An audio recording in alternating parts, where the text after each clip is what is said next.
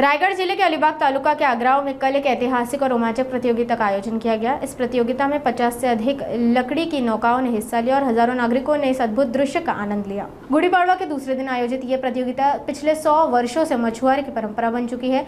आगरा और अष्टगांव के मछुआरे अपनी हाथों से तैयार की गई इन नावों में अपनी दक्षता और साहस का प्रदर्शन करते हैं। इस आयोजन में हिरकणी धन्या मल्हार नाव ने विशेष पहचान बनाई। हे गेले कित्येक वर्ष आम्ही या आग्रावच्या शिड्यांच्या होड्याची स्पर्धा जी आहे ती बघण्यासाठी म्हणून येतो आणि अतिशय चांगल्या प्रकारे आम्ही आनंद लुटतो। इथे आम्ही प्रत्येकाच्या बोटी आहेत। कोळी समाजाने हा ज्या स्पर्धा आयोजित केलेल्या आहेत, पण आज संपूर्ण व्यावसायिकतेने त्या होड्या बंद असतात आणि फक्त स्पर्धा इथे चालू असतात। त्यामुळे प्रत्येक जण आपापल्या होड्या इथं काढतो आणि त्या होड्यांमधनं अनेक मुलं मुली महिला असे सगळे या होड्यांमध्ये बसतात आणि खूप आनंद घेत इथे या स्पर्धेच्या होडीच्या मागोमाग आणि पुढे असे अवतीभोवती फिरत असतात आणि छान वाद्य वाजत असतं, सगळे नाचत असतात, खात असतात आणि हा स्पर्धा चांगल्या प्रकारे पार पडतात। मला एवढंच म्हणायचं आहे की आपल्याला या शिड्यांच्या स्पर्धा हे फक्त आपल्याला केरळ राज्यामध्ये होतात असंच वाटतं, पण तरी रायगड जिल्ह्यामध्ये आग्रावसारख्या या कुंडलिका खाडीमध्ये सुद्धा या स्पर्धा होतात आणि महाराष्ट्र शासनाने त्याच्याकडे लक्ष देऊन या पारंपरिकतेला जपणं सुद्धा आपलं काम आहे आणि त्याप्रमाणे जपावं असं मला वाटतं। आणि फक्त जिल्ह्यातील लोक नाही तर महाराष्ट्रातील बाहेरची लोक सुद्धा या बोटींच्या स्पर्धांना बघायला येतात। त्याप्रमाणे तितक्या दर्जेदार त्या अजून कशा होतील त्याच्याकडे सगळ्यांनी लक्ष दिलं पाहिजे। पण ग्रामस्थ म्हणून मी आग्राव कोळी समाजाला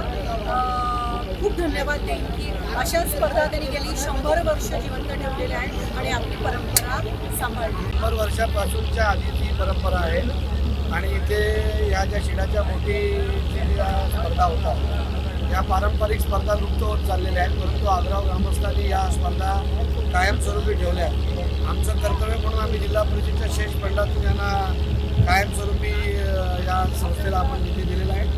तसंच इतर काही स्पॉन्सर शोधून आपण निधी देतो, परंतु ही स्पर्धा प्रो कबड्डी जशी क्रिकेट आहे त्या पद्धतीने व्हायला पाहिजे। त्याच्यामध्ये लीग स्वरूपात काहीतरी यायला पाहिजे। आज तुम्ही बघितलं तर सगळे गावातले गावकरी जे आहेत ते घरदार उलट ठेवून बोटीमध्ये येतात आणि सगळ्यात मोठा हा होळीनंतर एवढा मोठा उत्सव हा साजरा केला जातो।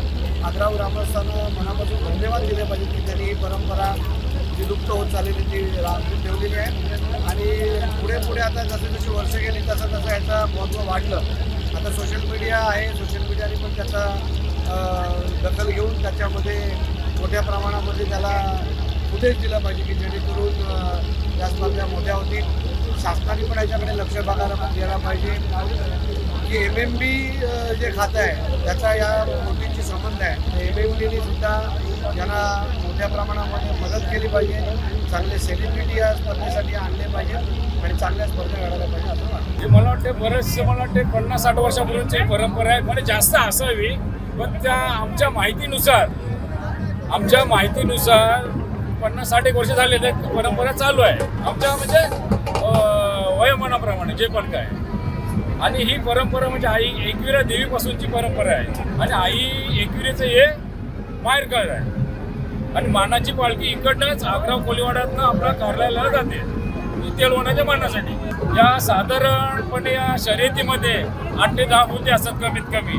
यंदाच्या वर्षी मला वाटते 8 होड्या आहेत शर्यतीसाठी आणि इतर होड्या बघितल्या ते कोळी समाजाचं कसं एक मला आराध्य दैवत समजायला फिशरमन कम्युनिटीचं त्या भरपूर मला वाटते 20 ते 30 हजार जनता असते। मला वाटते 100-200-300 तरी बोटी असतील या म्हणजे जस्ट लाईक म्हणजे ते देवीला एक नमस्कार किंवा गाराणा घालण्यासाठी येतात असा तो विषय आहे। सध्या तरी धन्या मला म्हणून शेट्टी परिवाराची एक बोट आता मार्गस्थ लागलेली आहे हिरकणी।